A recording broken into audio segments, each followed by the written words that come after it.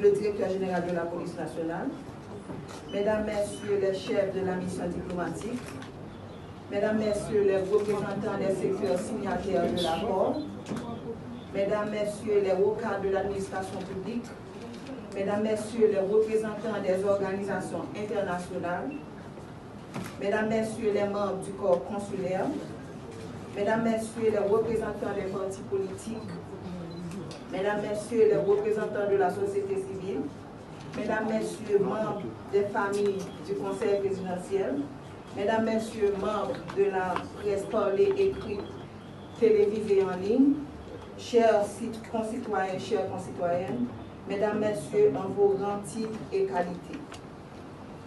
Le 7 juillet 2021 restera à jamais gravé dans les annales de notre histoire. Non pas pour une histoire glorieuse, mais pour un événement tragique qui a secoué notre nation jusqu'à ses fondements les plus profonds. L'odieux assassinat de son Excellence M. Jovenel Moïse, président de la République d'Haïti. Peu importe nos affiliations politiques individuelles, ce régicide a non seulement coûté la vie à notre chef d'État, mais il a également marqué un tournant pour le pire de la crise socio-économique et politique et a affligé notre pays depuis si longtemps, à genoux. L'extrême violence qui a suivi ce acte barbare a plongé notre nation dans le deuil et la douleur. Ces violences ont eu un impact dévastateur sur l'économie déjà en chute libre, la vie sociale par des viols collectifs persistants sur les femmes et les filles, la paupérisation des couches moyennes, la vague de déplacement de population fuyant les zones dangereuses ainsi que le pays. Pour l'année 2024, 3 millions d'enfants en Haïti nécessiteront une assistance humanitaire en raison de la montée de la violence et de l'effondrement des services de base.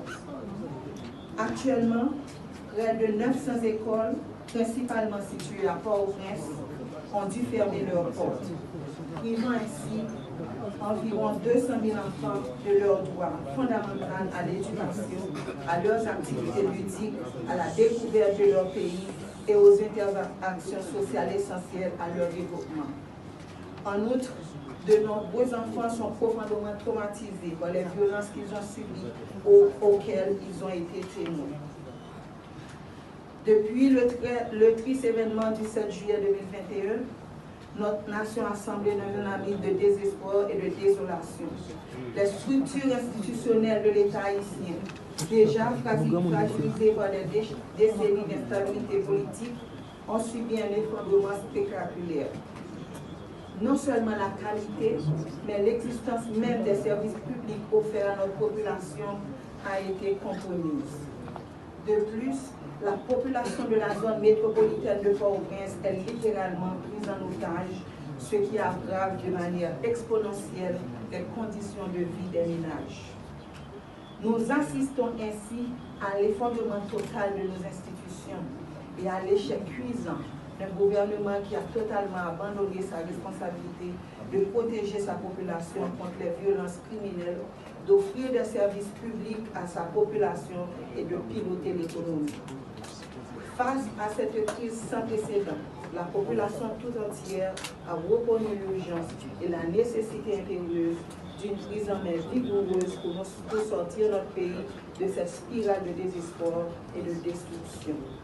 C'est dans ce contexte que des partis politiques, des organisations de la société civile, du secteur privé des affaires et de la diaspora haïtienne se sont entendus le 3 avril sur un accord politique historique pour conduire le pays sur la voie de la sécurité, de la stabilité et du redressement économique.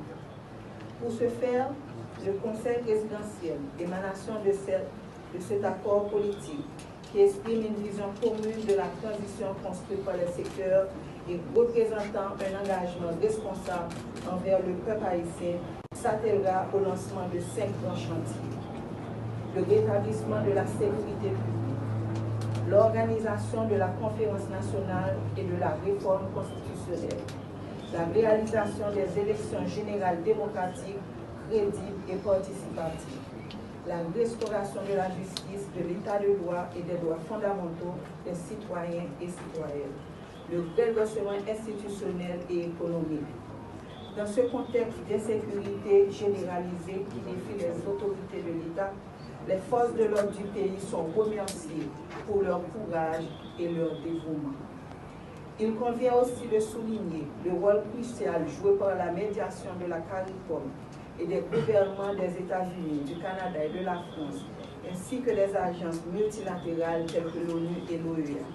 Leur intervention a été un catalyseur essentiel dans le processus visant à parvenir à cet accord entre les différentes parties haïtiennes. Nous leur remercions pour leur collaboration et leur soutien à la stabilité et au progrès d'Haïti. Haïtiens tout côté, dans la capitale, dans le quartier populaire, dans la province, dans la tête morne, dans la diaspora, nous tous avons souffert dans l'état pays aujourd'hui. Nous avons mouru par-ci par-là.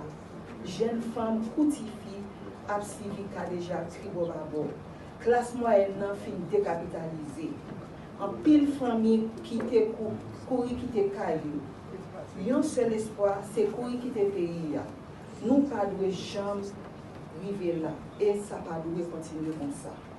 C'est pour justement ça nous même dans le conseil ça, nous engager nous dans la bataille ça à côté peuple haïtien.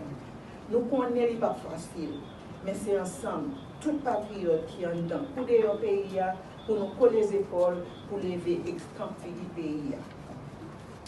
Aujourd'hui ne marque que le premier jour du travail nécessaire pour rétablir l'ordre, la discipline, la paix et les conditions favorables à la création de richesses dans notre pays meurtri. C'est le